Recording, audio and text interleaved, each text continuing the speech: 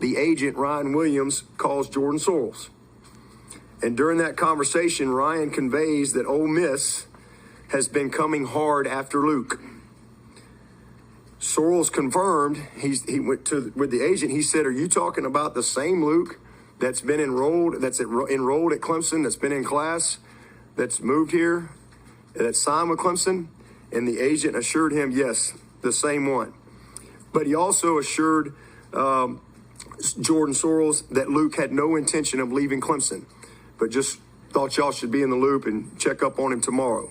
So Thursday, January 15th at 11:45 a.m., just this past, Thursday, Jordan came to me, and he told me about the conversation that he had the night before with the agent at 9:49.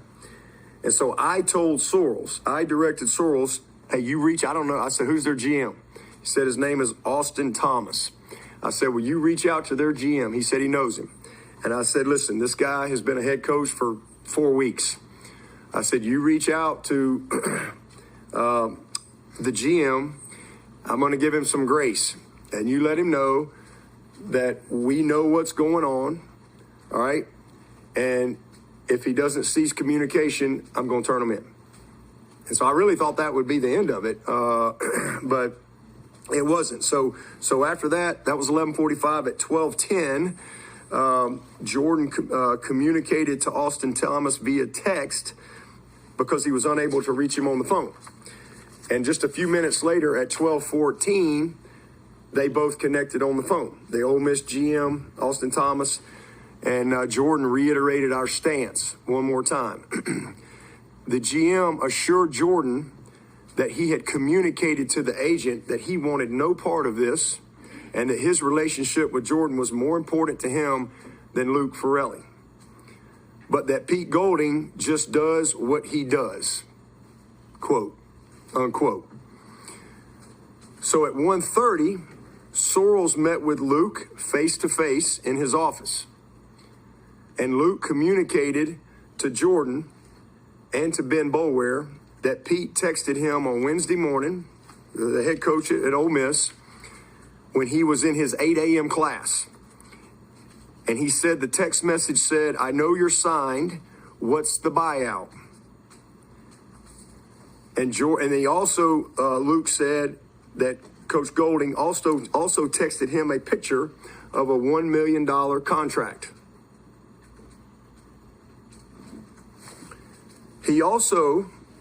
Luke also mentioned to Jordan and to Ben that Coach Golding had Trinidad Chambliss call him from his phone, and that Coach Golding was there continuing to talk on his phone to push him to re-enter the transfer portal. He also said that Jackson Dart had reached out and called him. But Luke again assured Jordan that he had no intention of leaving. And Jordan kept me in the loop and told me the same thing. So we had a staff meeting on Friday morning, January the 16th, the last day of the portal. At 11:20, Luke called Ben Boulware and told him that Mississippi had reached out again, even though I had kind of let them know the day before, had reached out again, and they had not only reached out, but they had upped and doubled their offer. But Luke told Ben, hey, it's all, we're good. And so Ben told Luke to come to the office and see Sorrells and Coach Swinney and let them know, hey, everything is okay. So when that was over, Ben then texted Jordan Sorrells, and he let him know that Ole Miss had raised its offer to 2 years, $2 million. And again, that he had told Luke to come over and see us and let us know that everything is good. So at 11:57, so 11:20, Luke called Ben. 11:22, he texted Jordan this. At 11:57, Sorrells spoke with the agent Ryan Williams about the situation once again. The agent confirmed that head coach Pete Golding had continued to communicate with Luke and had raised the offer once again. Jordan asked to have Luke to give us the text messages that he had received from Coach Golding, but the agent was hesitant to do that because he didn't want to burn any bridges with Ole Miss, as you never know what will happen down the road. However, the agent communicated that if we were to add a second year at $1 million to the already agreed upon deal with Luke, then they would gladly give us whatever we need in order to turn Ole Miss in. Which Jordan appropriately said, no, we're not doing that. He also communicated that Ole Miss Assistant Director of Player Personnel, I guess it's J-A-I, C-H-O-U-D-A-R-Y, Shortery, I'm not sure. But the Assistant Director of Player Personnel was pushing to set up a Zoom call with them to discuss the details of their contract offer. So that was at 11:57, talking to the agent. At 12:30, Sorrells met Luke out in the parking lot outside our football facility, and Luke communicated that he was coming to assure him and Coach Swinney that he wasn't going anywhere. I was not in the building. Jordan called me to let me know what Luke said and for me to reach out to him. I called Luke and didn't get an answer. I'm back at work. I'm in my office. Everything's good. 4:14, Jordan Sorrells comes to see me. He had gotten a call from compliance telling him that Luke is in our compliance office trying to request to re-enter the transfer portal. So Jordan let me know. He let Tom Allen know. Called Luke, no answer.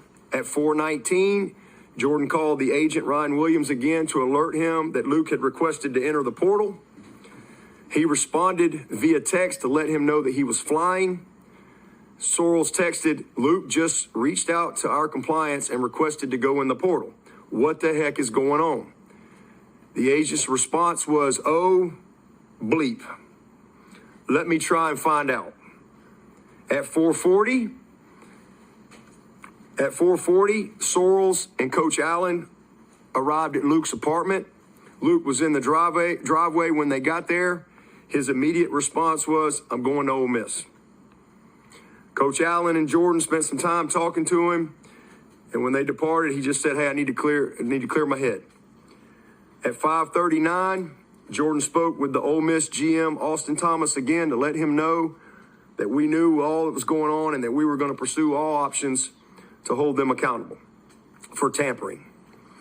And then at 7:20, after a phone call with Tom Allen and Ben Boulware, Luke affirmed his plan to enter the transfer portal. And then he called me and told me the same thing. Once I got word of all this at 4:15 that he was going over there trying to go in the portal, I immediately called our AD, Graham Neff.